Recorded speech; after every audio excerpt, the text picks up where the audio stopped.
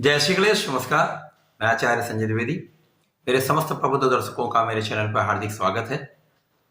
सर्वप्रथम आप सभी का अभिनंदन। मेरे लिए स्वास्थ्य के लिए आप लोगों ने शुभेच्छा की, इसके लिए बहुत बहुत आभार। आप सबका सहयोग, आपका प्रेम सदैव ही ऐसा बना रहे, मेरी ऐसी कामना है। प्रिय दर्शकों, जो वर्ष 2023 में ग्रहों की कुछ ऐसी स्थितियां हैं, मिथुन राशि के लिए मैं आज बात करने जा रहा हूं। मिथुन राशि के लिए विशेषतया वर्ष 2023 में जो ग्रहों की स्थितियां बन रही हैं 17 जनवरी से लेकर पूरे वर्ष में, आज मैं पूरे इस वर्ष का विश्लेषण करने जा रहा हूं 3 ग्रहों के दृष्टिकोण से। ये तीनों बड़े ग्रह हैं। इन तीनों का प्रभाव किसी भी राशि में लंबी अवधि तक होता है। अब चूंकि एक महापरिवर्तन शनिदेव का हो चुका है, शनिदेव के महापरिवर्तन के पश्चात मिथुन राशि से ढैया का प्रभाव समाप्त हो चुका है, लेकिन अभी भी बहुत सारे लोगों के मन में बहुत भय भी है, आशंकाएं भी बहुत, कि क्या ऐसा लाभ मिलेगा अथवा लाभ नहीं मिलेगा। हम अभी भी बहुत कष्ट में हैं, समस्याओं में हैं। किस प्रकार से लाभ मिल सकता है इस वर्ष में, कितना हम लाभ ले सकेंगे, या कहां पर सावधान रहने की आवश्यकता होती है, तो मैं आज इन सभी विषयों को सम्मिलित करते हुए इन 3 बड़े ग्रहों के परिप्रेक्ष्य में जो आपके जीवन को,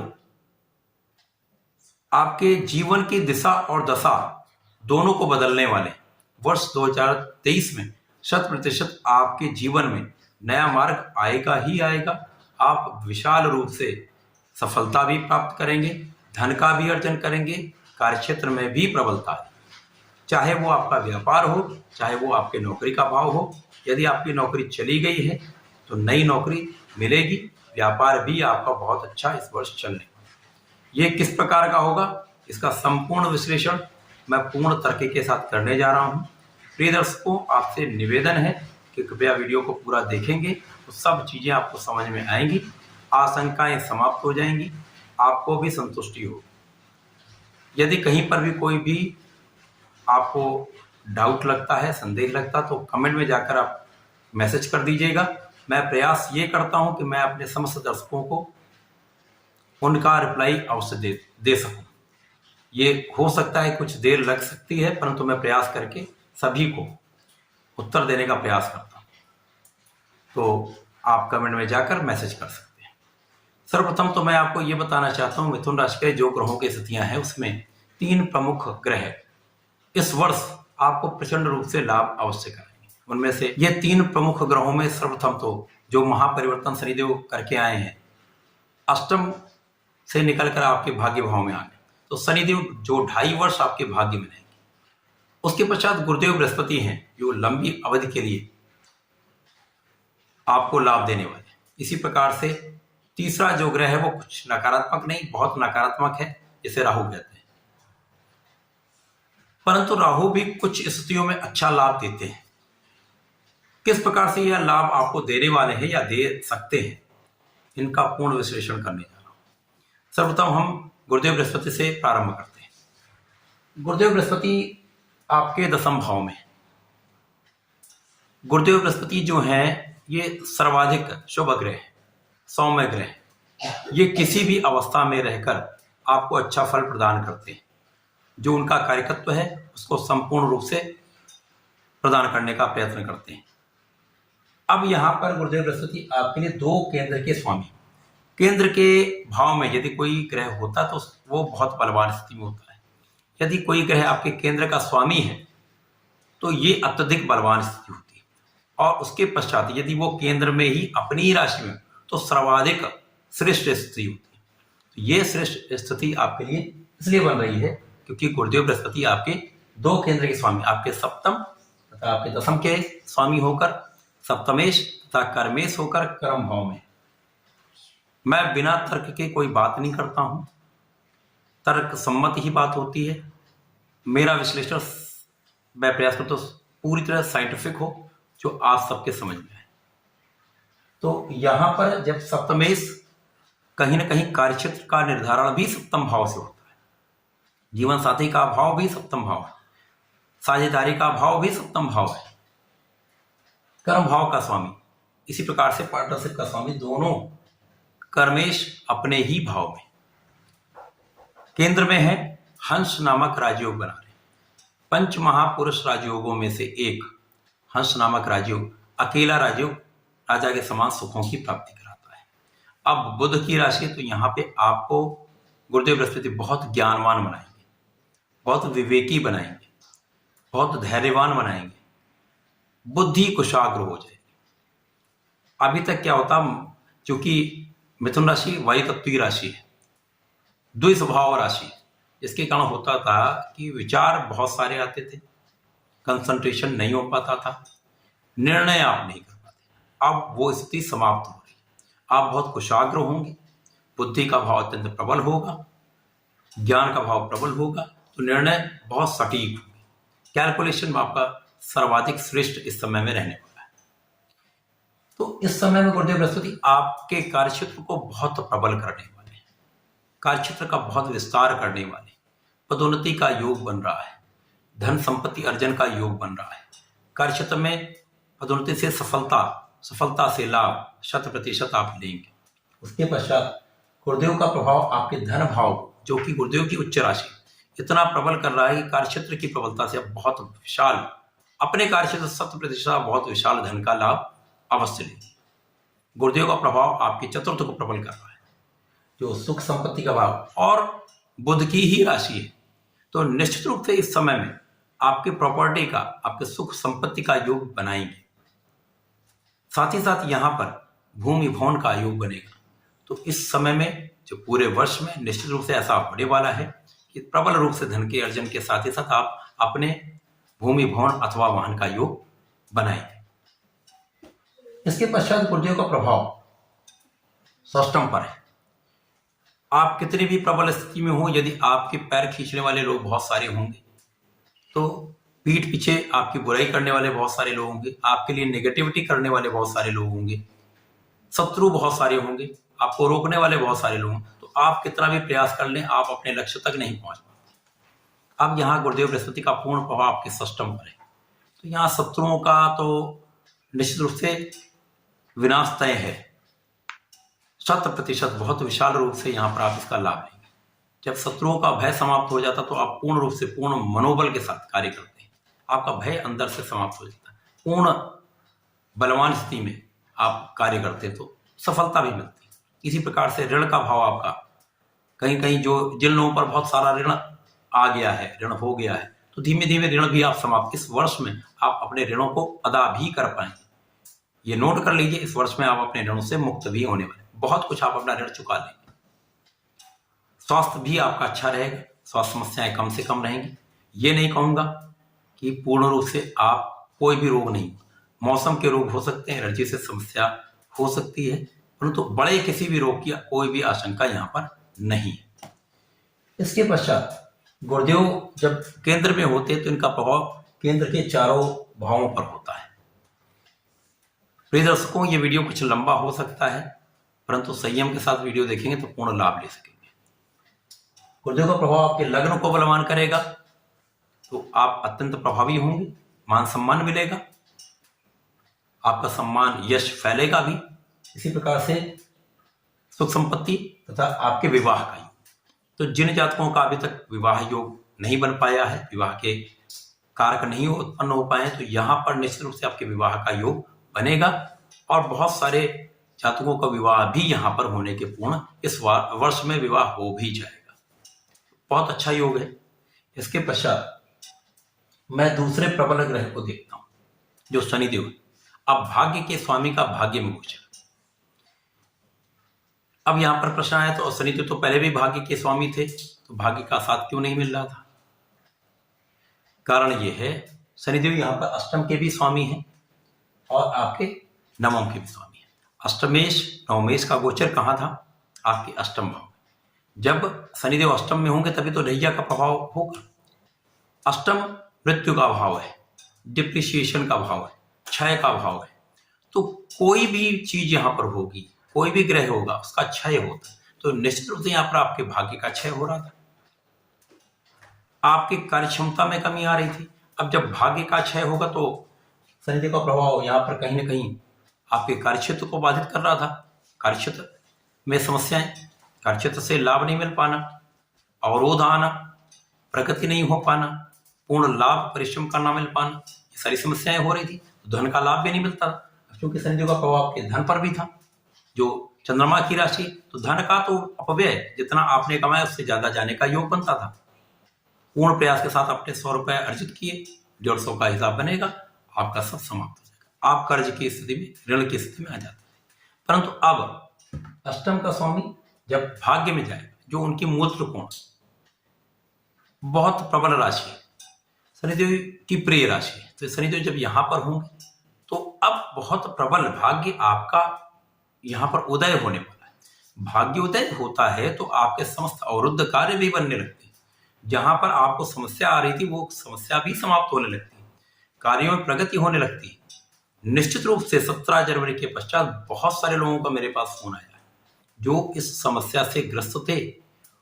अधिकांशतः अपनी समस्याओं से, मैं ये नहीं कह रहा हूं 100% नहीं, लेकिन बहुत सारे लोगों ने मुझे ये बताया कि हाँ, मुझे अब लाभ होना प्रारंभ हो रहा है, या कुछ ऐसे मार्ग दिख रहे हैं कि मुझे नया मार्ग प्रशस्त होता दिख रहा है, नया मार्ग मिल रहा है। नौकरी चली गई थी तो नौकरी के इंटरव्यू के कॉल आ रहे हैं, तो ये सारी चीजें होने लगी हैं।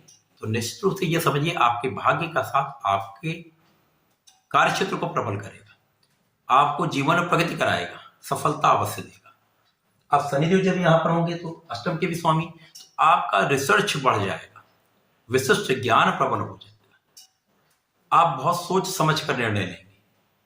जब रिसर्च का अर्थ यह है कि बहुत अनुसंधान, सोच समझ कर कार्य करने वाला कार्य, तो आप जब बहुत सोच समझ कर कार्य करेंगे, गुरुदेव वैसे भी प्रबल स्थिति में ज्ञानवान बना रहे हैं, तो निश्चित रूप से इस समय में आपको सफलता मिलेगी। शनिदेव का अब प्रभाव कहां पड़ रहा है? आपके लाभ। स्थितियां देखिए, पहले अष्टम में कार्यक्षेत्र को बाधित कर रहे थे क्योंकि नेगेटिव पार्ट था, अब सकारात्मक भाव में आकर लाभ को देख रहे हैं जहां पर राहु, परंतु यहां आपका लाभ राहु के कारण अचानक बहुत विस्तार ले लेगा, विस्तृत हो जाएगा।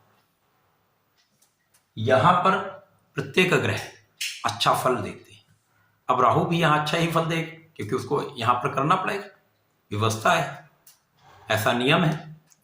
शनिदेव का प्रभाव इस लाभ के भाव को कई सौ गुना बढ़ाएगा। तो जिस भी कार्य क्षेत्र में आप, जिस भी व्यापार को आप करते हैं,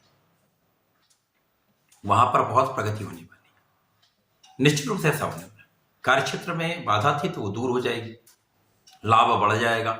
यदि पैसा आपका फंसा हुआ है तो वो निकलने प्रारंभ हो जाएगा, पैसे का अर्जन, धन का अर्जन आप करना प्रारंभ कर देंगे। इसके पश्चात शनिदेव का प्रभाव आपके तृतीय पर है। ऐसा होता है जब कोई कार्य नहीं बनता है, आप प्रयास करते हैं, काम नहीं बनता है, तो आप उसको छोड़ देते हैं। तो ऐसा आपके साथ अधिकतर हुआ होगा, आपने बहुत प्रयास किया, आपका काम नहीं हुआ, आपने उस काम को छोड़ दिया कि अब इसको हम कल करेंगे, परसों करेंगे। तो ये टेंडेंसी जो थी, इस टेंडेंसी के कारण भी इस होता ही है, सामान्य ये मनुष्य का नेचर है। तो इसके कारण क्या होता है, बहुत सारे काम बनते बनते रुक जाते हैं। अब शनिदेव का प्रभाव तृतीय पर है, जहां पर शनिदेव आपके परिश्रम को बढ़ा देंगे।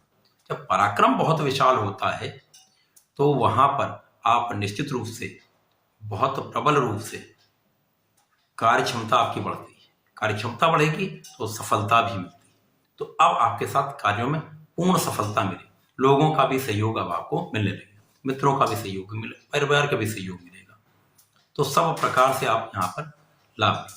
इसी प्रकार से जैसे गुरुदेव का प्रभाव आपके षष्टम पर है, उसी प्रकार शनिदेव का प्रभाव भी आपके षष्टम पर पड़ रहा है। प्रबल रूप से आपके शत्रुओं का विनाश तय है, निश्चित रूप से रोगों से आप दूर हो जाएंगे, जो अभी तक आपके साथ स्वास्थ्य समस्याएं थी उन सबसे आप मुक्त हो जाएंगे। तो यहाँ पर शनिदेव का प्रभाव बहुत सारे चीजों के परिप्रेक्ष्य में आपके लिए बहुत सकारात्मक है। तो गुरुदेव का प्रभाव भी आपको बहुत प्रबल बना रहा है, शनिदेव का प्रभाव भी आपको बहुत प्रबल बना रहा है। तो जीवन में आपकी दिशा और दशा दोनों बदलने वाली, निश्चित रूप से आप सफल होंगे। इसके पश्चात तीसरा जो नकारात्मक ग्रह है वो कैसा फल देगा?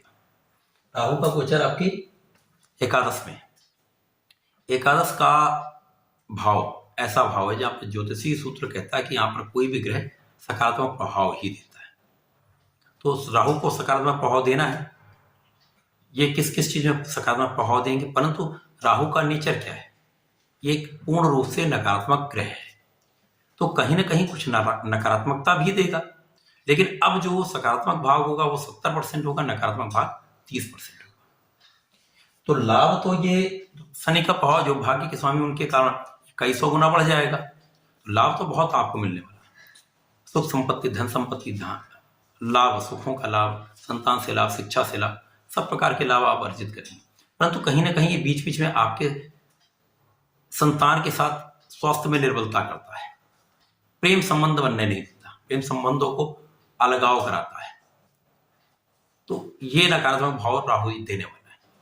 राहु का प्रभाव आपके तृतीय पर होगा, तो तृतीय पर प्रभाव राहु का अच्छा निश्चित रूप से होगा, तो छोटे भाई बहनों का सहयोग आपको मिलता है, साथ ही साथ परिश्रम आपका बढ़ जाता है।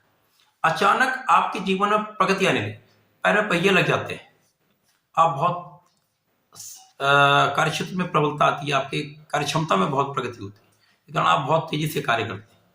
जो कार्य, जो लाभ आप इतने वर्षों में नहीं उठा पाए, वो इस वर्ष में आप निश्चित रूप से ले लेंगे। ऐसा होने वाला है, ऐसा होगा भी। तो राहु का भी प्रभाव यहाँ पर निश्चित रूप से बहुत सकारात्मक है। अब राहु का जो तृतीय दृष्टि का प्रभाव है वो आपके सप्तम पर है, तो इस सप्तम पर की कहीं ना कहीं जीवन साथी का साथ जो होगा वहां पर क्लेश उत्पन्न करते हैं, कुछ भ्रम की स्थिति उत्पन्न कर देते हैं। बाकी कोई नेगेटिव प्रभाव यहाँ पड़ने वाला नहीं। साझेदारी में आपको लाभ मिलेगा ही, धन का लाभ आप अर्जित करेंगे ही, सुखों का लाभ मिलेगा ही। तो जीवन साथी के साथ एक भ्रम की स्थिति, जब आप बहुत व्यस्त हो जाते हैं तो कहीं ना कहीं एक मन में आशंकाएं उत्पन्न होती हैं, तो जो जीवन साथी को कहीं ना कहीं कुछ क्लेश की स्थिति में देती है। तो ऐसी स्थितियों से आपको बचना चाहिए, भ्रम से बचना चाहिए। केवल इतना ही रखेंगे, मन पर नियंत्रण रखेंगे और अपने आत्मबल को बढ़ा लेंगे, तो निश्चित रूप से इस समय में आपका प्रभाव, धन भाव, सुखों का भाव, भाग्य का भाव बहुत प्रबल रहेगा। इस पूरे वर्ष में सब कुछ आप पालेंगे। इसके पश्चात 22 अप्रैल को गुरुदेव का राशि परिवर्तन होगा। गुरुदेव आपके दसम भाव से निकलकर एकादश भाव में प्रवेश कर जाएंगे। गुरुदेव का परिवर्तन अत्यंत महत्वपूर्ण यहाँ पर भी रहेगा, क्योंकि गुरुदेव अपने मित्र की राशि में रहेंगे। लाभ भाव में कोई भी ग्रह अच्छा प्रभाव देता है, ऐसा ज्योतिषीय सूत्र है। गुरुदेव राहु के प्रभाव में आएंगे, गुरु चांडाल बनेगा, परंतु ये भी कहीं ना कहीं आपको अत्यधिक लाभान्वित ही करेगा। राहु का मैंने प्रभाव आपको बताया। अब गुरुदेव जब यहाँ पर पहुंचेंगे तो आपका परिश्रम बढ़ जाएगा, पराक्रम आपका पूर्ण लाभ देगा, आपके परिवार का सहयोग मिलेगा। साथ ही साथ गुरुदेव का प्रभाव आपके पंचम को प्रबल करेगा। अब यहाँ पर जैसे मैंने कहा विवाह का योग बन रहा था, अब यहाँ पर जिन लोगों का विवाह हो चुका है उनके संतान का योग यहाँ पर प्रबल होगा, संतान से सुख मिलेगा, संतान से भी सुख आपको प्राप्त होगा। इसके पश्चात यहाँ पर प्रेम संबंध जो राहु के कारण कहीं ना कहीं विषाक्त हो रहे थे, उनमें विघटन की स्थिति आ रही थी, उनमें कहीं एक लाभ की स्थिति आपको अवश्य दिखेगी। यहाँ पर गुरुदेव का प्रभाव आपके पंचम को प्रबल करेगा, जिसके कारण आप शिक्षा में सफलता प्राप्ति करेंगे, शिक्षा प्रतियोगिता में आपको लाभ मिलेगा, आप सफल होंगे। इसी प्रकार से गुरुदेव का प्रभाव आपके सप्तम को बलवान करेगा। सप्तम की प्रबलता के कारण विवाह योग तो बनी रहा है, विवाह का योग प्रबल होगा। साथ ही साथ जो राहु के कारण आपके जीवन में पार्टनर के साथ, यानी जो आपके जीवन साथी के साथ समस्याएं या क्लेश उत्पन्न हो रहा है, जो भ्रम उत्पन्न हो, वो समाप्त हो जाएगा। तो यहाँ पर आपकी आपसी सामंजस्य में वृद्धि हो जाएगी, प्रेम में वृद्धि हो जाएगी। तो ये बहुत अच्छा यहाँ पर रहने वाला है।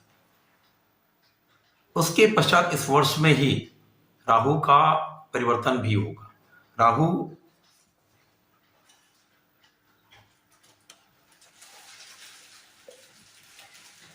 एकादश भाव से निकलकर आपके दसम भाव में आ जाएगा। दसम भाव जहां पर कर्म क्षेत्र का भाव है, गुरुदेव की राशि है। जैसा ज्योतिषीय सूत्र कहता है कि दसम भाव में राहु का प्रभाव भी कर्म क्षेत्र को प्रबलता देता है, तो निश्चित रूप से इस वर्ष में आपका कार्य क्षेत्र तो प्रबल रहेगा ही रहेगा, यहाँ आपको उसका लाभ मिलेगा ही। यहाँ पर जब राहु आएंगे तो कार्यक्षेत्र को अचानक बूस्ट कर देंगे, अचानक आपको लाभ प्रदान करेंगे।